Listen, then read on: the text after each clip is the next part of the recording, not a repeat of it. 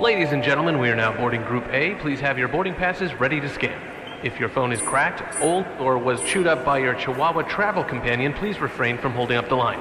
And instead, simply go to Verizon and trade in any phone in any condition from one of their top brands for the new Samsung Galaxy S25 Plus with Galaxy AI on Unlimited Ultimate and a watch or tab. Also on them.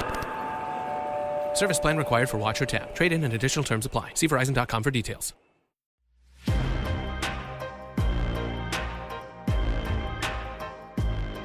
Welcome, everyone, to another episode of Streamed and Screened, an entertainment podcast about movies and TV from Lee Enterprises. I'm Terry Lipshetz, managing editor of the National Newsroom at Lee and co-host of the program, Bruce Miller, editor of the Sioux City Journal and a longtime entertainment reporter. And we're talking TV. We did movies last week. Today we're talking TV, specifically sitcoms, right? Because we need smiles in our lives. You know, here's the thing.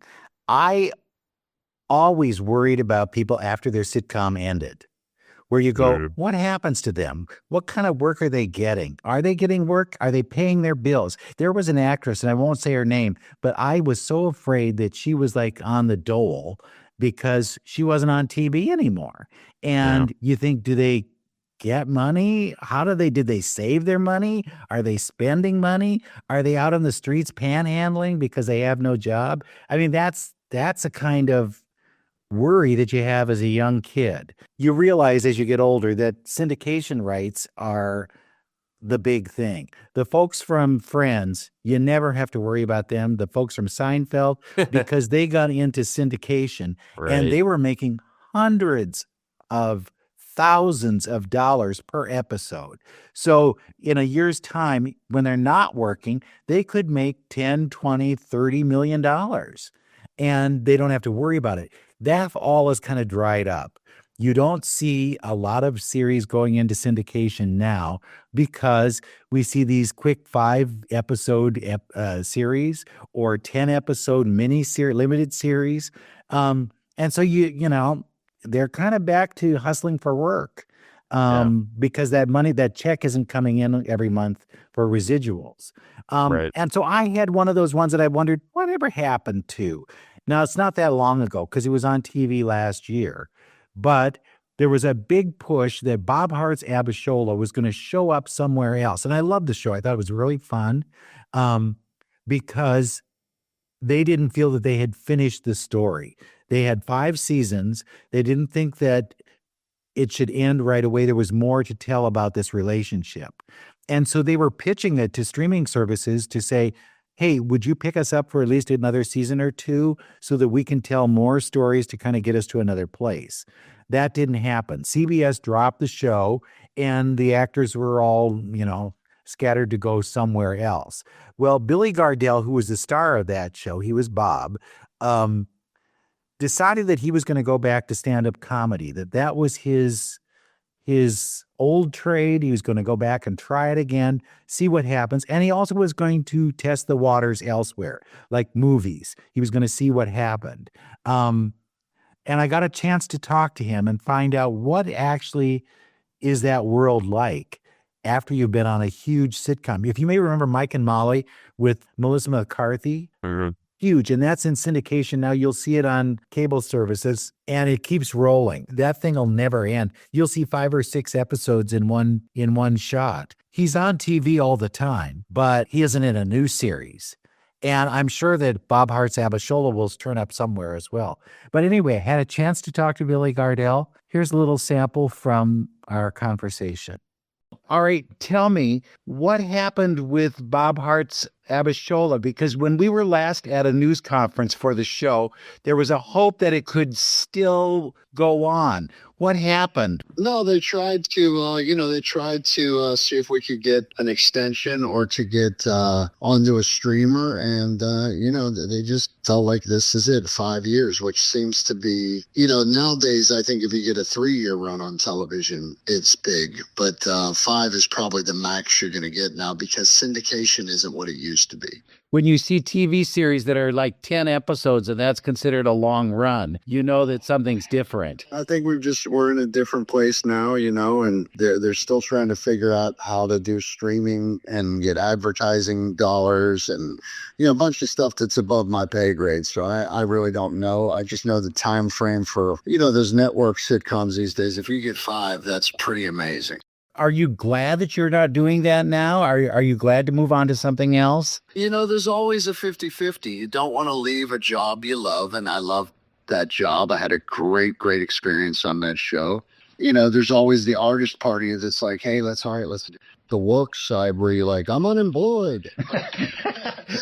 You got to take these things with if you're lucky enough to get them, you just take them with gratitude for the amount that they go. And then you be grateful for that. And then you go try to find something else to be creative about. Well, how different was it going out on the road now after you've had television series in your background?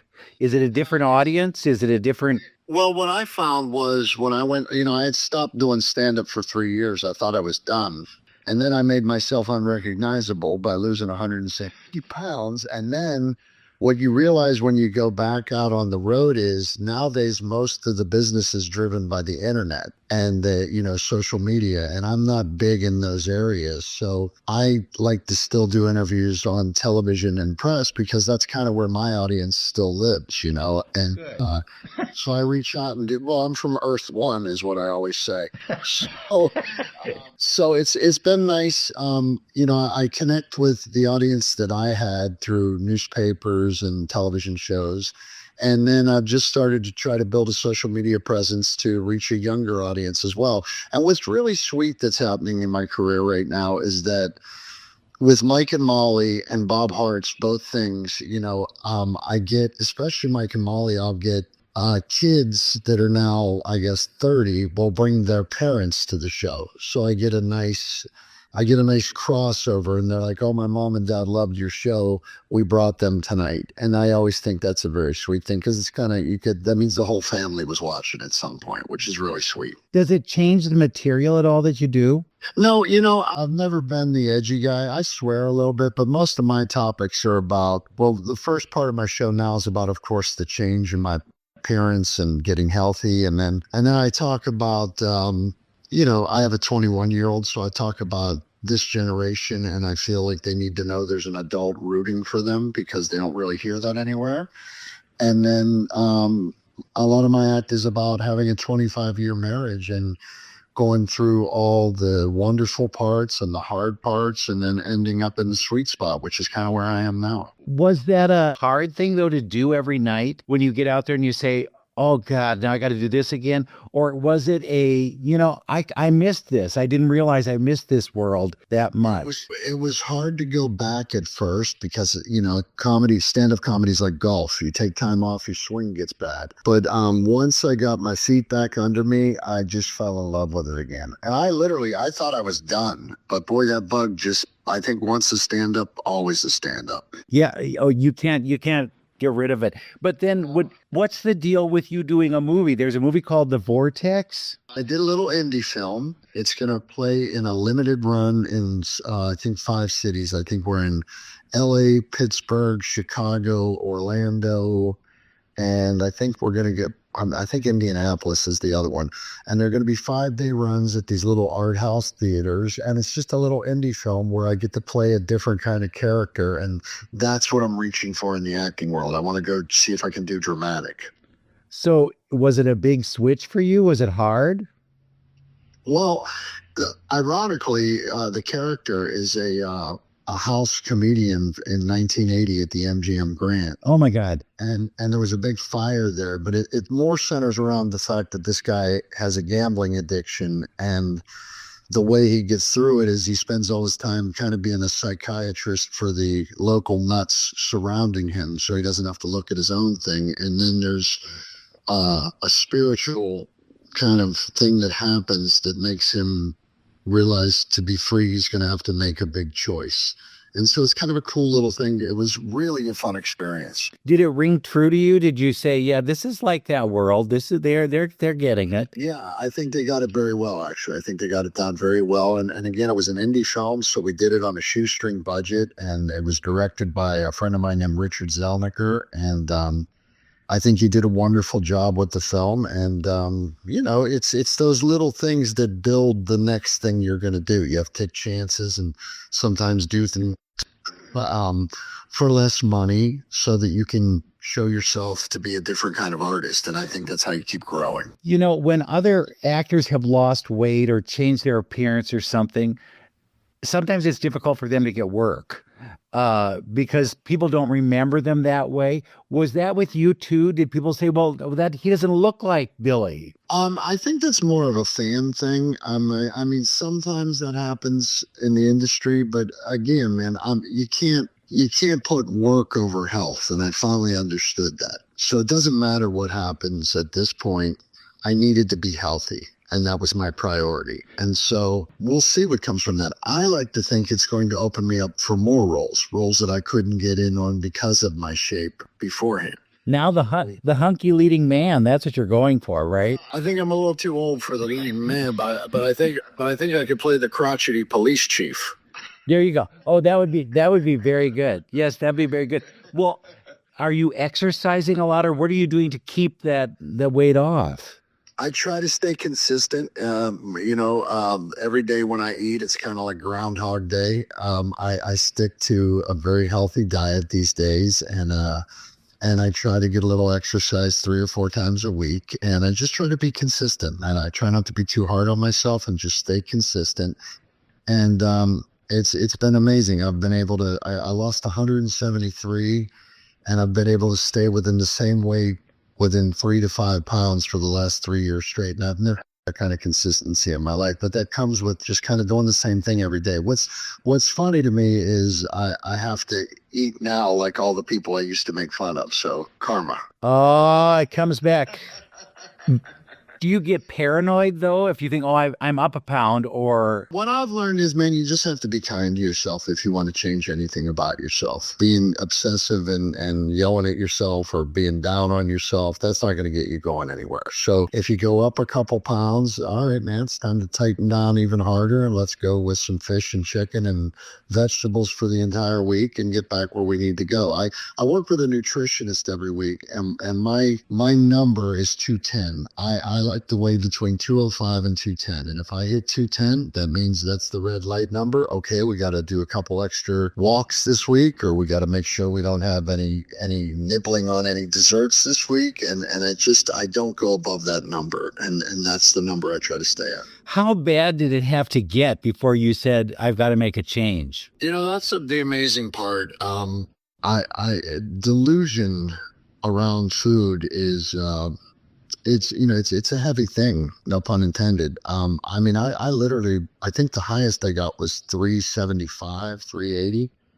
And the idea that you can look in the mirror and go, well, I don't look that bad is really a delusional thing. And the reason I think I talked myself into being okay at that weight for so long was, my blood numbers were always good. But then my numbers started to creep up. I got type 2 diabetes, which is gone now because of the weight loss. Oh, great. And then suddenly the hip is sore, and then the knees were, you can't outrun the clock. I was just in a place where I might be in some real trouble here if I don't make a big change. And that's what did it for me. Well, God bless you. I noticed that COVID was the thing that was a real changer for me, because it was very easy to be at home and wear sweatpants all day long. Well, it did. That had some motivation. And my family was number one. COVID was the second, because when they had that list of the most vulnerable people, sleep apnea, asthma, smoker, obese, type 2 diabetes, I had all of those things at that time. So it kind of scared me straight. When I found it, I couldn't button pants. And I thought that there's a sign right there. I've been in sweatpants far too long. I've got to get back to the real world. When you get to the point where you're using a rope and I got to cut it when the rope happens. Thank you for that piece of advice. I appreciate it.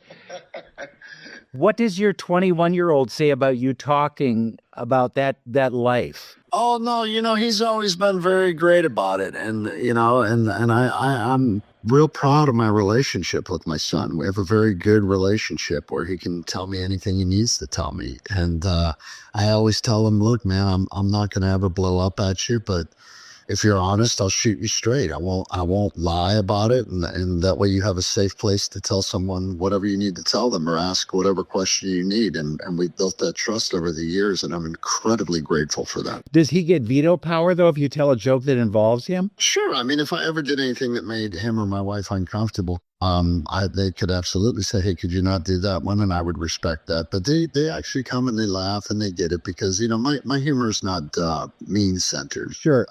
I don't believe in being mean. Does he want to go in the family business or no? He does. He's actually a film student, and he wants to go into the directing and editing side, and he likes acting a little bit too, but he wants to do his own movies and then do a little guest appearance, and then he likes the other side of the camera a little more. Well, now, were you affected at all by the fires? Yes. We, the first round of fires with the Palisades fire and the Altadena and the Fryman Canyon fire, they were kind of surrounding. I'm in the valley, so those were kind of surrounding us. So we got evacuated at one point for a couple days, and then we were able to come back home, and we were among the lucky ones. It's been devastation out here. I mean, the Palisades is gone, part of Altadena is gone, and now there's fires this week in a different area. And I've been out here 28 years, and I've never seen anything like this. And like I said, we were part of the lucky ones. So what we're doing is going through the house to see what we can donate, and we're going to do some volunteer time. And the community's been really rallying around each other out here, and it's just tragic, man. I've never seen anything like it, not in 28 years out here. I worry that it'll kill the business, that somehow people will say, let's just move. We can always shoot somewhere else. And there goes Hollywood. I don't know, man. I don't know how all that's going to go down. I think the whole world is changing. I mean, we have massive fires. Texas freezes up. Florida goes underwater. I mean, we're in some weird times. Whoever said may you live in interesting times really should just get lost.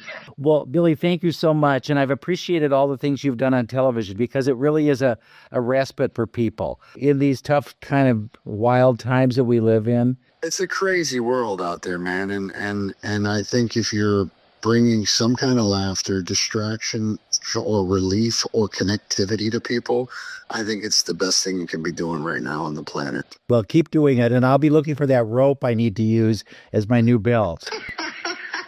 Hey, thank you for your time, man. I appreciate it. You be good now. All right, Bruce, thanks for that interview. I was a fan of Mike and Molly. I don't think I watched every season of it. I remember watching the first 2 or 3, and I was pretty religiously into it, but it was fun, and he was fun to watch, and I enjoy him. I didn't get to see his more recent show, Bob Hart's ABISHOLA, but if it's going to be on syndication, I ought to check it out at some point, right? His last year, he lost a huge amount of weight. I think he said 170 pounds. Yeah. This is his chance to kind of feel out the kind of roles that are out there for him. He's in The Vortex. He mentioned that.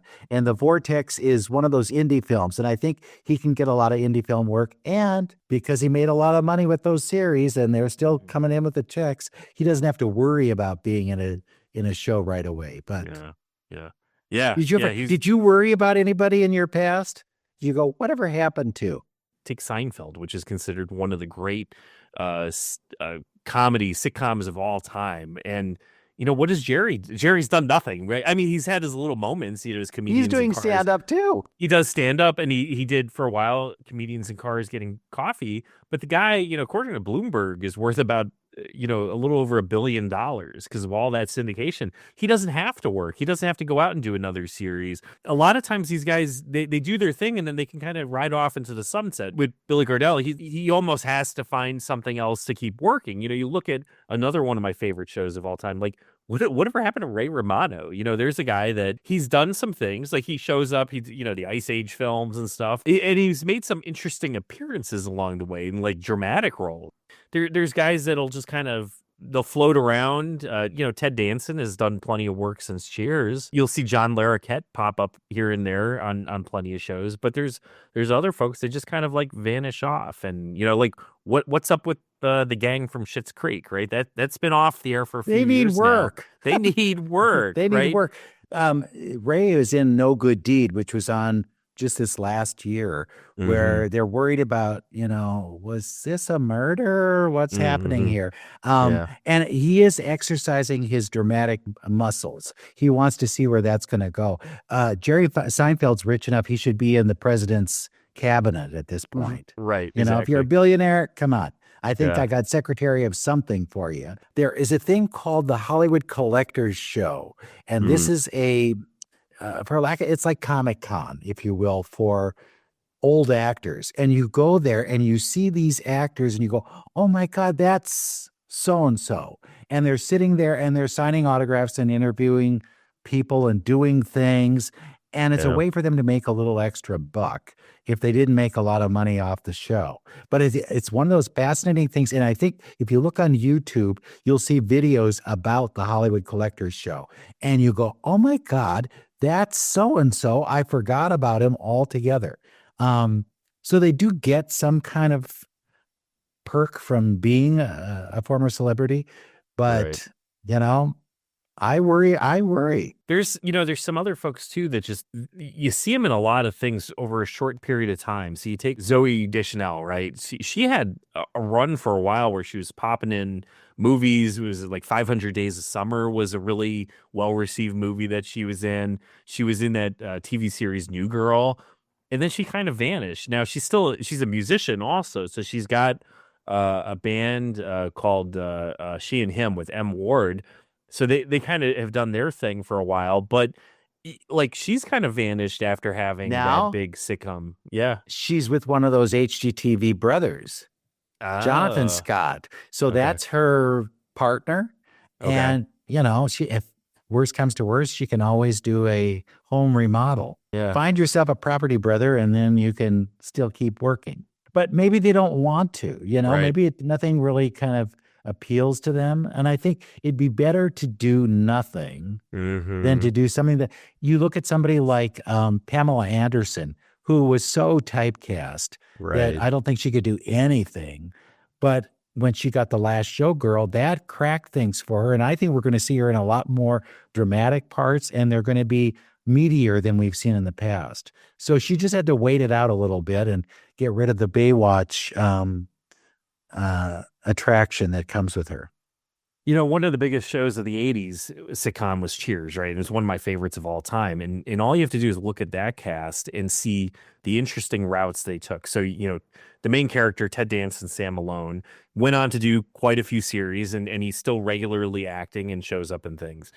Shelley Long left the show early, about halfway through its run, to do movies. Really didn't do a whole lot in terms of like well-known movies. And she's kind of, she'll pop up here and there, but Modern Family, she was the ex-wife. Yeah. Right. But really, didn't have that big career that, she probably expected.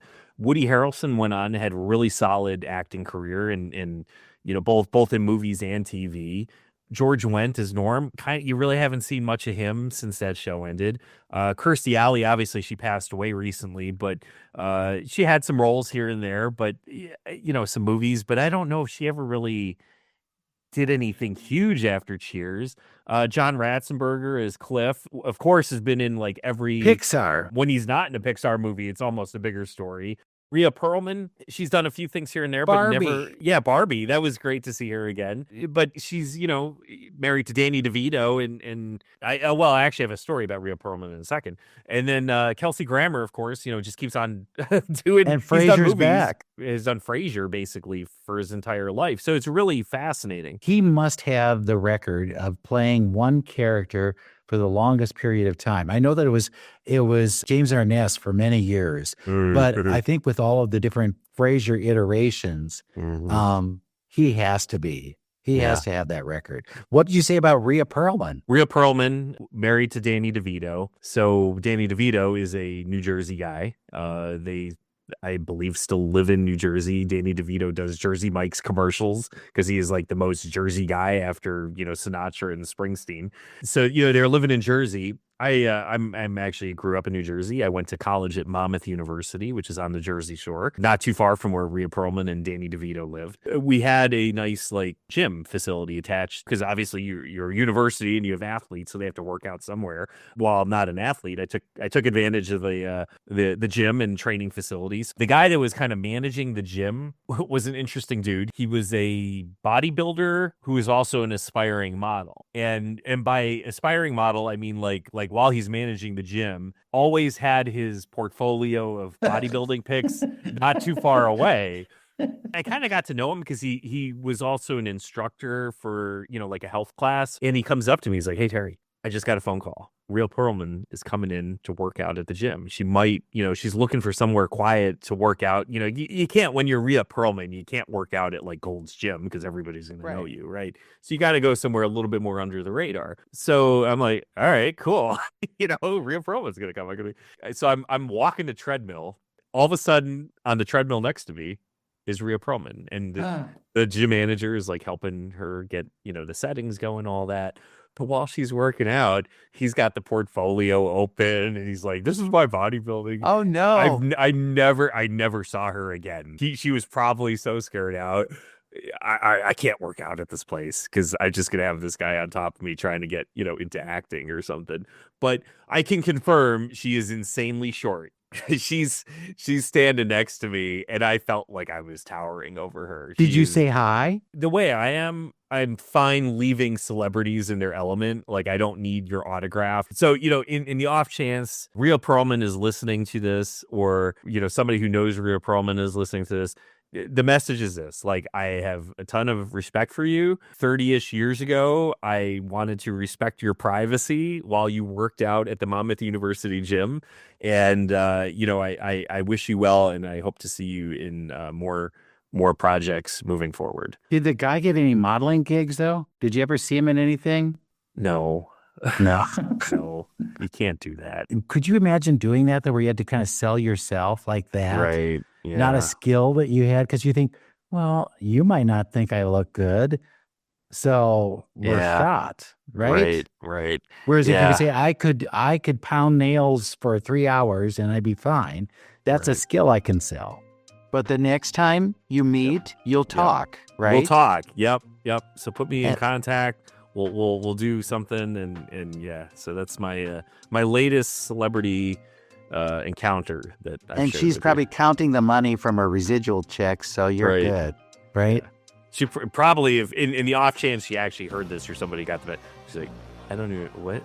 I worked out at Monmouth University's gym. I don't even remember that." When was that? I worked out? That was the thing I mean, that was probably in just based on when I was in college. I was I was at Monmouth between 94 and 98. So the somewhere 19s? in that. Yeah, you were so in probably the 19s? Yeah, so it was 30-ish years ago. Look for some of these people though. Billy Gardell is out doing stand-up. He's around the country. If you see him, go see it, because he has a different kind of take on comedy, and you can take mom and dad because it's a clean show. There you go. So go see Billy. If you run into a celebrity at a gym, just let them work out in peace. And thanks again for listening, and we'll be back again with another episode of Streamed and Screened. Ladies and gentlemen, we are now boarding Group A. Please have your boarding passes ready to scan. If your phone is cracked, old, or was chewed up by your Chihuahua travel companion, please refrain from holding up the line. And instead, simply go to Verizon and trade in any phone in any condition from one of their top brands for the new Samsung Galaxy S25 Plus with Galaxy AI on Unlimited Ultimate and a watch or tab. Also, on them. Service plan required for watch or tab. Trade in and additional terms apply. See Verizon.com for details.